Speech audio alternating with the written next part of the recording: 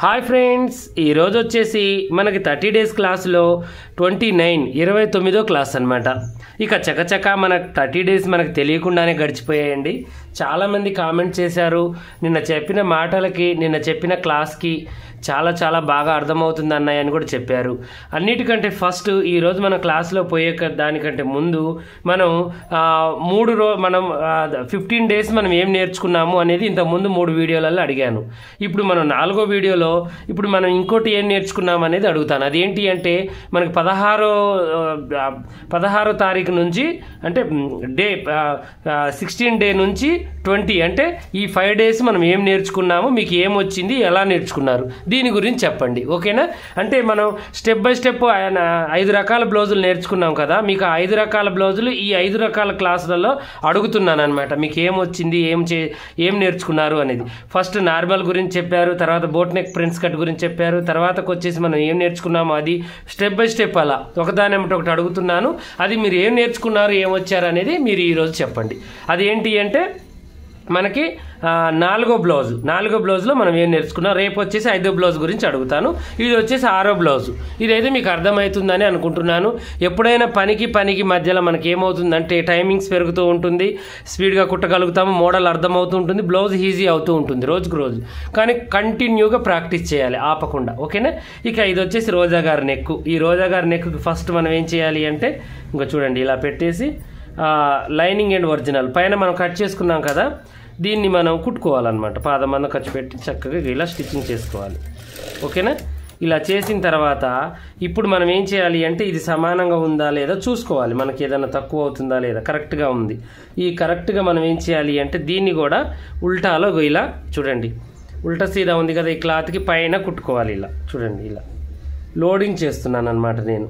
ఓకేనా? ఇలా కుట్టుకున్న తర్వాత మనకి నెక్ ఒకేసారి అయిపోతుంది.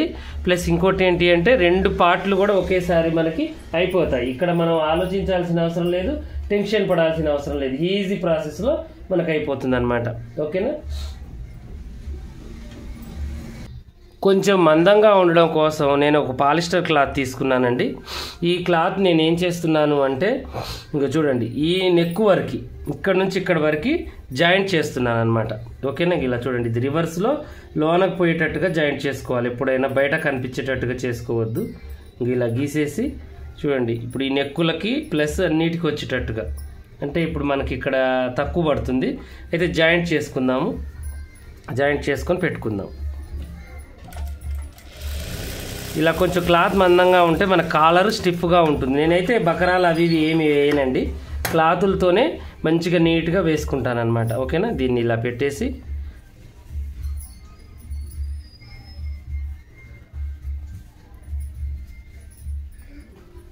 చూడండి, ఇలా ఇలాగే ఉంచేసేయండి, పెద్దగా మనకి ఇదేమి లేదు. ఓకేనా? ఇలా ఉంచేసి దీన్ని మనం ఏం చేయాలి అంటే లైనింగ్ మధ్యలో ఒరిజినల్ మధ్యలో వచ్చేటట్టుగా స్టిచ్చింగ్ చేసేసుకోవాలి. అంటే దీన్ని ఇప్పుడు మనం పైనుంచి కుట్టు వేసుకోవాలి, అంటే ఇది బోర్లించాలన్నట్టు. ఇలా ఈ ఖర్చు కూడా లోనకి వెళ్ళాలి కదా మనకి.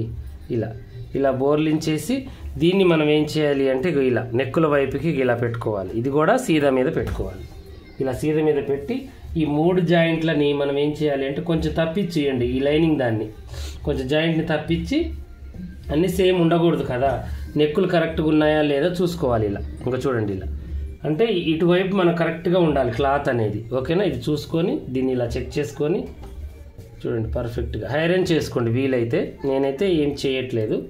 ఓకేనా? ఇలా పెట్టేసి దీన్ని నేనేం చేస్తానంటే క్లాత్తో తిప్పేస్తాను, ఆటోమేటిక్గా క్లాతులతో తిప్పేయాలన్నమాట ఇది. ఓకేనా? ఇలా పెట్టుకోవాలి.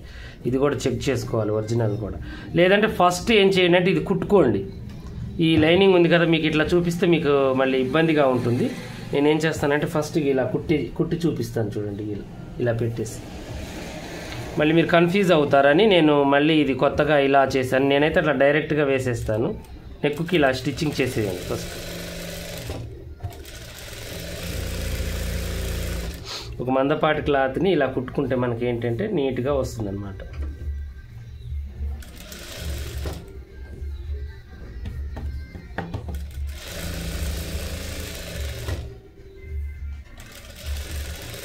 ఇలా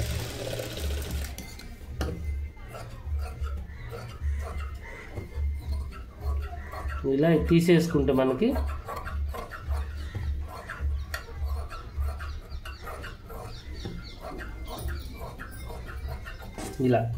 ఇలా కుట్టుకున్నాం కదా.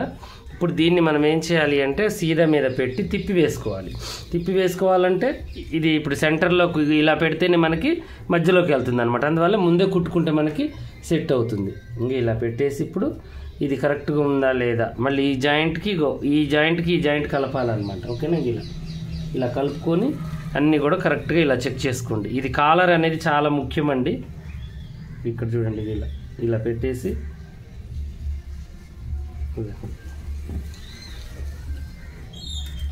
పాదం మందం ఖర్చు పెట్టేసి ఇలా కుట్టుకోండి చాలు. ఇక ఏమీ లేదు. ఇప్పుడు మనకేంటి అంటే మందపాటి క్లాత్ ఉంది లోన. మనం ఇక్కడ ఆలోచించాల్సిన అవసరం ఏమీ లేదు. ఏ బకరాలు ఏ హంగామా కూడా అవసరం లేదు. ఇది ఎలా అయితే ఉందో అలాగే వేసేసుకోండి. చాలా ముఖ్యమైన పార్ట్ అండి, ఇది కన్ఫ్యూజ్ కావద్దు. దీనివల్లనే మనకు లుక్ వస్తుంది. ఒకవేళ మీకు ఈ కాలర్ వద్దు అనుకుంటే నేను కటింగ్లో చెప్పాను కదా, అలాగే చేసేసి నెక్కు పైపింగ్లు వేసి కూడా తిప్పి వేసుకోవచ్చు. ఓకేనా? ఇలా ఇదైతే పైపింగ్ వేయచ్చు. నేను ఏంటంటే పైపింగ్ అవసరం లేదు, మీకు ఇలా కూడా చూపించాలి అని చెప్పేసి చూపిస్తున్నాను. దీన్ని కూడా కట్ చేసేసుకోవాలి. ఇప్పుడు అంత సమానంగా చేయాలన్నమాట.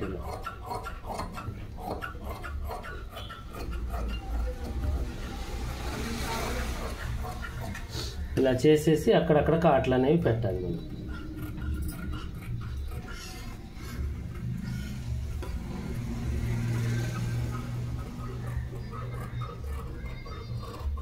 ఇలా చేసిన తర్వాత ఇప్పుడు ఈ లైనింగ్ లోనకు పోయేటట్టుగా ఈ ఒరిజినల్ పైకి వచ్చేటట్టుగా ఇలా మనం రివర్స్ తీయాలన్నమాట.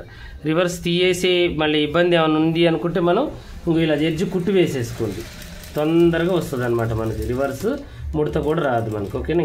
ఇలా ఎడ్జ్కి లైనింగ్ వైపుకి కుట్టు వేసుకోండి, ఒరిజినల్ వైపుకి అవసరం లేదు. ఇలా విచ్చదీసి లైనింగ్ వైపు వేసుకోండి. అక్కడక్కడ కాట్లు పెట్టాం కదా మనం. ఎలాగో ఫుల్ బ్లౌజ్ కూడా కుట్టొచ్చండి. ఫస్ట్ కాలంలో అప్పుడు ఫస్ట్లో ఇదేనండి ఫుల్ బ్లౌజ్. చాలా బాగుంటుంది ఈ కాలర్ అనేది. ఇది రోజా గారు వేస్తూ ఉంటారు అప్పుడప్పుడు.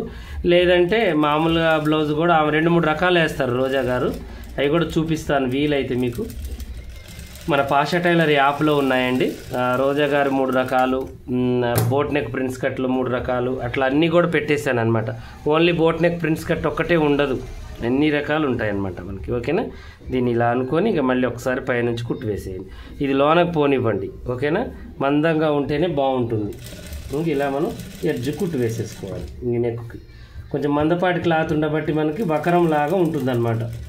మరీ బకరం స్టిఫ్గా ఉండదు, మరి అట్లానే మెత్తగా కూడా ఉండదు. ఇలా మనం స్టిచ్చింగ్ చేసేసుకోవాలి. ఓకేనా?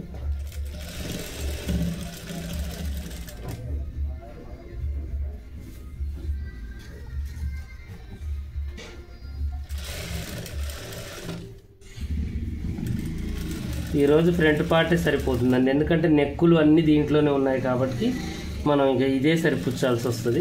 ఓకేనా? ఇక రేపు వచ్చే షోల్డర్ జాయింట్ మనకు అది ఇప్పుడు దీంట్లో మనం డాట్స్ వేసుకొని అది ఇది అనేసరికి మనకు అది సరిపోతుంది అనమాట. ఓకేనా? ఇంక ఇలా పెట్టేసి ఇప్పుడు మనం ఏం చేయాలంటే పైకుట్లు వేయాలి. ఇప్పుడు పైకుట్లు వేసేటప్పుడు ఈ క్లాత్ ఎక్కువగా అనిపిస్తే మనం తీసేసుకోండి ఇలా. ఓకేనా? ఇంక ఇలా తీసేసి కొంచెం ఉంచండి, మందం అనేది ఉన్నా కూడా మనకు బాధ లేదు. దీన్ని ఇలా లోన ఉంచేసేయండి దాన్ని, అది ఖరాబ్ అయితే కాదు మనకి. ఇలా ఓకేనా?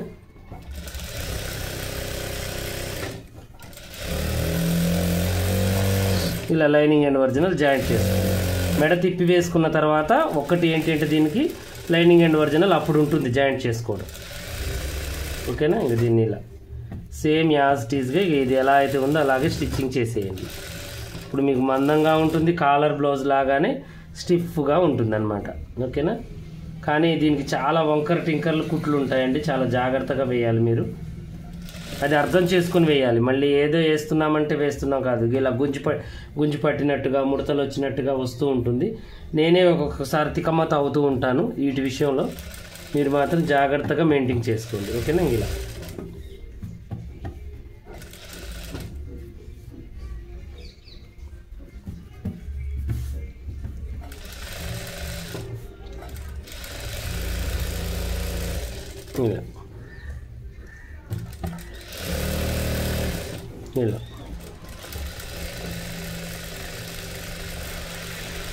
ఇలా మనం స్టిచ్చింగ్ చేసేసుకోవాలన్నమాట మంచిగా నీట్గా. ఇక ఇప్పుడు మనం ఏం చేద్దాము అంటే కుట్టేసాను నేను ఆల్రెడీ, చూడండి ఇలా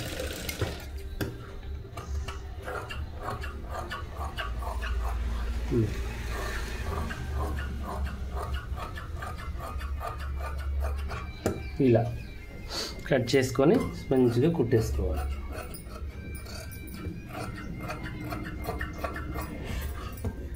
కొంచెం మందం ఉంటే ఏంటి అంటే స్టిఫ్గా ఉంటుంది, మనకి కాలర్ వేసినట్టుగా ఉంటుందని నేను పాలిస్టర్ వేసాను. పాలిస్టరే వేయాలని ఏం లేదండి, కాటన్ క్లాత్ ఉన్నా కూడా వేసుకోండి మీరు, ఓకేనా. దీన్ని పూర్తిగా లైనింగ్ అండ్ ఒరిజినల్ విడిచిగా చేసేసుకోండి. నెక్ అయితే అయిపోయినట్టే. ఇక మనకి నెక్స్ట్ ఏంటి అంటే డాట్స్ వేసుకోవాలి, ఉక్సులు పట్టి కాజల పట్టి వేసుకోవాలి, అంతే, ఏం లేదు, ఓకేనా. నేను వచ్చేసి ఓన్లీ మనం లైనింగ్లు జాయింట్ చేసుకున్నామండి. ఆ చిన్న చిన్న జాయింట్లు ఏమైనా ఉన్నా కూడా కంప్లీట్ చేసుకున్నాము. తీసేసుకున్న తర్వాత ఇప్పుడు డాట్స్ వేస్తున్నాను చూడండి. ఇక డాట్స్ మీరు నార్మల్ బ్లౌజ్ వేసినట్టుగానే, ఇంకా పెద్దగా మనం చేయాల్సిన ఏమీ లేదు. నేను ఎప్పుడు ఎలా వేస్తానో అలాగే వేసేసుకోండి. ఇక దీనికి ఫ్రంట్స్ కట్ పెట్టుకోవచ్చు, 1 డాట్ పెట్టుకోవచ్చు, కానీ నేను చెప్పాను కదా కటింగ్లో మీకు అలా చేసుకొని స్టిచ్చింగ్ చేసుకోవాలి, ఓకేనా.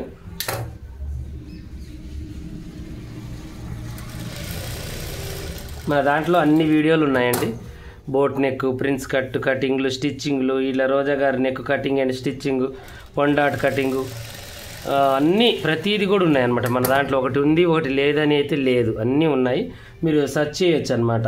మీకు ఒకవేళ దీంట్లో ప్రిన్స్ కట్ కావాలి అనుకుంటే రోజా గారి ప్రిన్స్ కట్ అని కొట్టగానే మనకి పాత వీడియోలు ఉన్నాయి, అవి కూడా వస్తాయి అన్నమాట. ఇదేంటంటే రోజా గారి నార్మల్ నెక్, రోజా గారి నెక్లో నార్మల్ బ్లౌజ్ అన్నట్టు ఇది, ఓకేనా.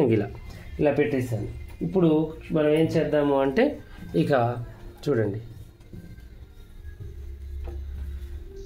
ఇలా స్ట్రైట్ మీద తీసుకుంటే బాగుంటుంది ఎప్పుడైనా. షేప్ బెల్ట్ అనేది తీస్తున్నాను ఇలాగే.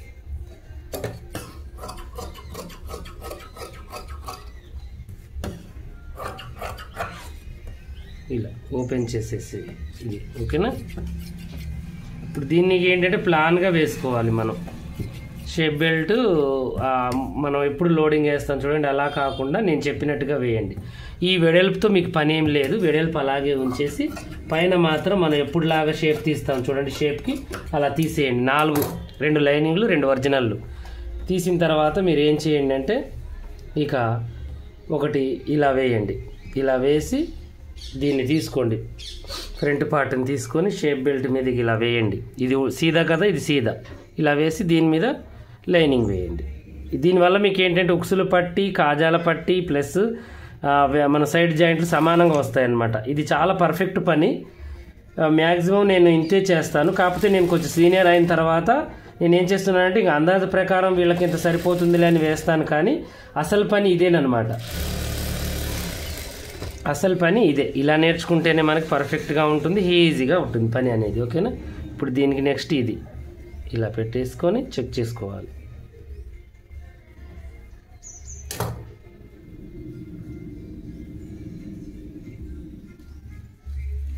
ఇలా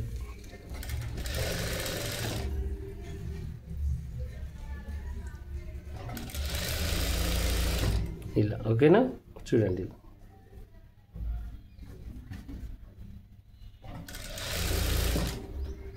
సేమ్ ఇక అప్పుడు అది ఎలా వేసామో ఎదురు బోదురు ఇది కూడా అలాగే వేసిన తర్వాత ఇప్పుడు వీలైతే ఇక్కడ కుట్టు వేసుకోండి.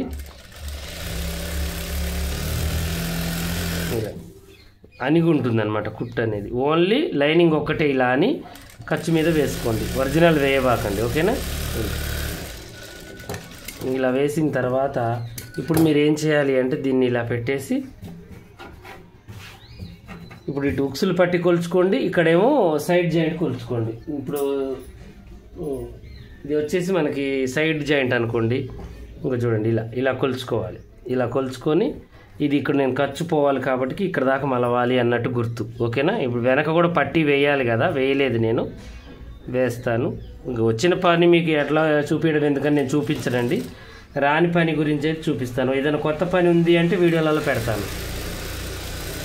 ఒక్కటే సింపుల్గా అయిపోయింది చూడండి, ఒక్క కుట్టుతోనే షేప్ బెల్ట్ అయిపోయింది. ఇదేంటంటే అల్కంగా కూడా అయిపోతుంది మనకి. ఇలా వేయడం వల్ల మనకి ఏంటి అంటే చాలా అల్కంగా అసలు పని చేసామా లేదా అన్నట్టుగా ఉంటుంది. ఓకేనా? ఇలా చేసి దీన్ని ఇలా మలిచి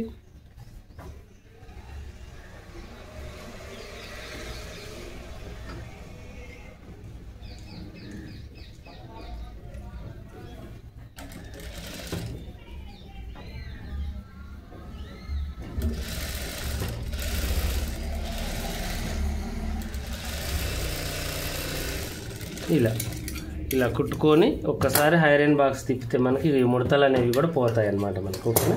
ఈ ముడతలు అనేవి కూడా పూర్తిగా వెళ్ళిపోతాయి. మళ్ళీ ఒకసారి ఇక్కడ కుట్టు తప్పిపోయింది, కుట్టు ఇలా వేసుకుంటే సెట్ అవుతుంది. ఈ ఎగస్ట్రా పీస్ని తీసేసుకోవాలి. ఇంకంతే, ఇటువైపు. ఇప్పుడు ఉక్సులు పట్టి కాజాల పట్టికి ఈ క్లాత్ వచ్చేసి ఇదే ఉందండి. ఒకదాన్ని సగం చేసి ఇలా స్ట్రైట్గా తీస్తే ఉక్సులు పట్టి అవుతుంది. ఇంకొక దాన్ని సగం చేస్తే కాజాల పట్టి అవుతుంది. ఓకేనా? ఈ రెండు కలిపితే కాజాల పట్టి. చూస్తాం క్లాత్ సరిపోతుందా లేదా అని చూద్దాం. ఇక తప్పదు, జాయింట్లు అయితే వేయాలండి తప్పనిసరి, సరిపోతుంది. ఇక దీన్ని ఇప్పుడు మనం ఏం చేయాలంటే కింద నుంచి వేసేది ఉక్సులు పట్టి అన్నట్టు. ఇక మీకు వీటి గురించి అయితే పూర్తిగా తెలుసు, అందుకనే నేను చాలా తక్కువగా చెప్తున్నాను. మ్యాక్సిమం అయితే ఎవరికైనా ఉక్సులు పట్టి కాజాల పట్టి అనేది సేమ్గా ఉంటుంది, మార్పులు చేర్పులు ఏమీ ఉండవు. ఓకేనా? ఇలా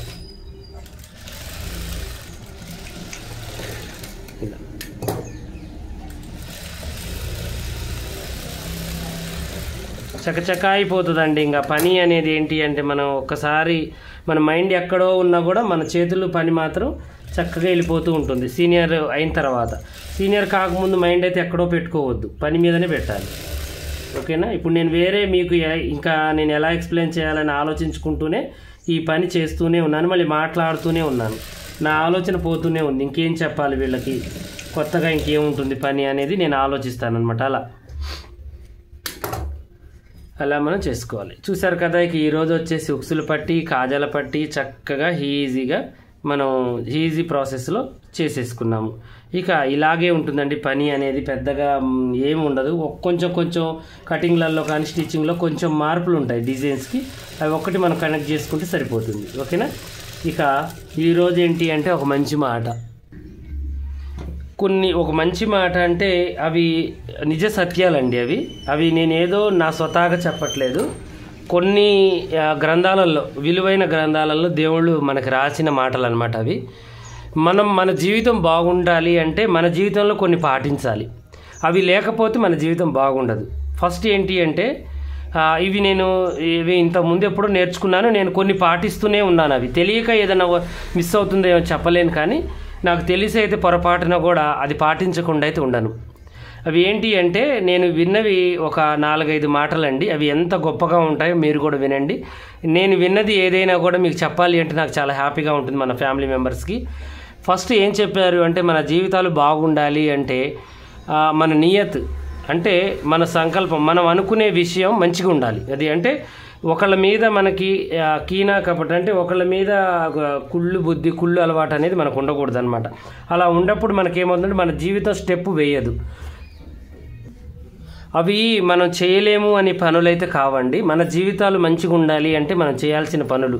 వీటి వల్ల జనాలు చాలా ప్రయోజకులు కూడా అయ్యారు.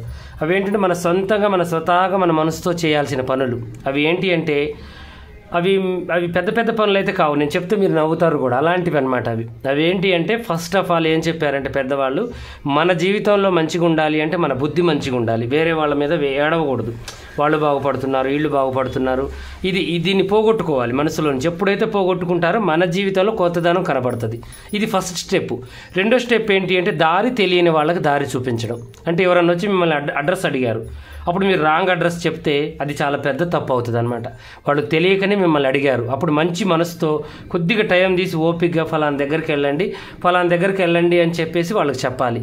పెద్దవాళ్ళైనా చిన్నవాళ్ళైనా కొత్త వాళ్ళైనా వేరే ఊరు వాళ్ళైనా ఎవరైనా కూడా మర్యాదగా వాళ్ళకి చెప్పాలి. ఇంకోటి ఏంటంటే దారిలో ఏదైనా ఇబ్బంది కలిగే వస్తువు అంటే ఒక పెద్ద రాయి కానీ ముళ్ళు కానీ గాజు ఒక్క కానీ నలుగురు నడిచే దారిలో దాన్ని తీసేయాలి. ఇవి చిన్న పనులే, కాకపోతే ఇవి మనం చేయము. బండి మీద పోతున్నా మన కంటి మీదకి ఏదైనా కనబడింది అంటే అది తీసేస్తే ఆ బాటను 100 మంది నడిచినా 20 మంది నడిచినా జరగబోయే ప్రమాదాన్ని మనం కాపాడినట్టు. అవి చిన్న చిన్న పనులు మనం చేయాలి. వీటికి డబ్బు ఖర్చు పెట్టాల్సిన అవసరం లేదండి. కొంచెం సమయం, కొంచెం ఓపిక, ఇంతే. దీనివల్ల మనం పెద్ద పెద్ద జీవితంలో మలుపులు అనేవి జరుగుతూ ఉంటాయి. దేవుడు కొత్త దారికి తీసుకెళ్తాడనమాట. వీటిని నమ్మాలి ఫస్ట్ మనం. తర్వాతకు వచ్చేసి ఇంకోటి ఏంటి అంటే తల్లిదండ్రి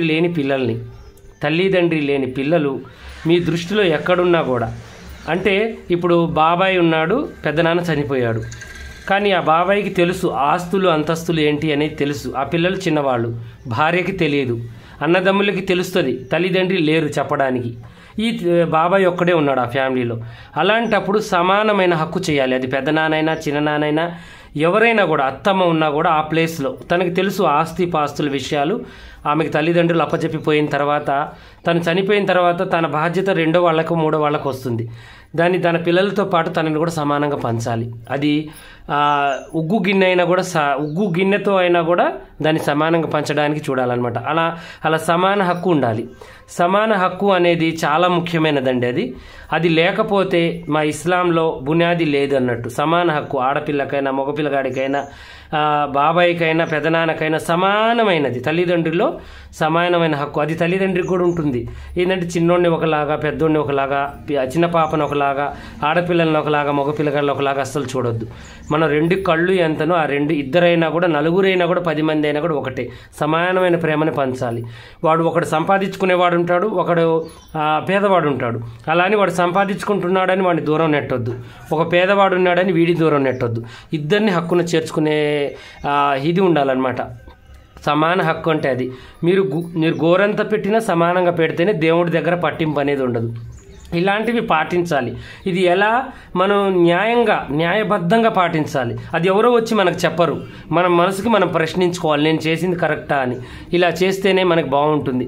అప్పుడు తర్వాతకి మళ్ళీ మనం ఏం చేయాలి అంటే ఈ తల్లిదండ్రి లేని పిల్లలకి ఏదైతే చెందుతుందో అది మనం చెందాలి. మన హక్కులో ఉన్నప్పుడు వాళ్ళు, అంటే మన బాధ్యత ఉందన్నమాట. మన బాధ్యత ఉన్నప్పుడు మనం వాళ్ళకి చేసి తీరాలన్నమాట. నా అన్నకి ఇంత ఆస్తి ఉంది, నా అన్న పిల్లగాళ్ళకి ఇంత ఆస్తి పోవాలి, నా తమ్ముడు పిల్లగాళ్ళకి ఇంత ఆస్తి పోవాలి, వాడు లేడు, వాడు ఉంటే వాడే చూసుకునేవాడు, నేనున్నాను కాబట్టి నేను సమాన హక్కు మనం చేయాలి. అది ఏదైనా కూడా మనం అయితే తీసుకెళ్ళమండి. ఒక కట్టెలవాడు పొద్దుగూకులు గొడ్డలతో గడుపుతాడు, ఒక టైలర్ ఒక మిషన్తో గడుపుతాడు, ఒక్కొక్క వ్యక్తి ఒక్కొక్క వస్తువుతో గడుపుతారు. కానీ మనం పోయేటప్పుడు ఆ వస్తువు కూడా మన ఎమ్మటి రాదు. కనీసం మన ఒంటి మీద బట్ట కానీ మనం వేసుకున్న ఉంగరం కూడా మన ఎమ్మటి రాదు. అలాంటప్పుడు మనం ఆలోచన కూడా కరెక్ట్గా ఉండాలని నా అభిప్రాయం. మన పెద్దవాళ్ళు చెప్పిన వాళ్ళు పెద్ద మాటలు చెప్పినవి ఇవేనండి. ఇవి చిన్నవే కానీ మనం చేయం, వీటిలో న్యాయాన్ని చూడం. ఏది న్యాయం అనిపిస్తుందో అది చేస్తాం, కానీ అది తప్పు. మాట్లాడినా మాట్లాడకపోయినా ఎవరికి ఏది చెందాలో అది చెందనివ్వాలి. అడ్డం అనేది మనం కాకూడదు. అయినప్పుడు మనకి దేవుడు అడ్డంగా నిలబడతాడు. మనుషులం చేస్తే మనం గోరంతే చేస్తాము, దేవుడు చేస్తే గొడ్డలతో సమానం చేస్తాడు, నరికి పారేస్తాడనమాట. అది మనం దృష్టిలో పెట్టుకొని న్యాయంగా బతకాలి.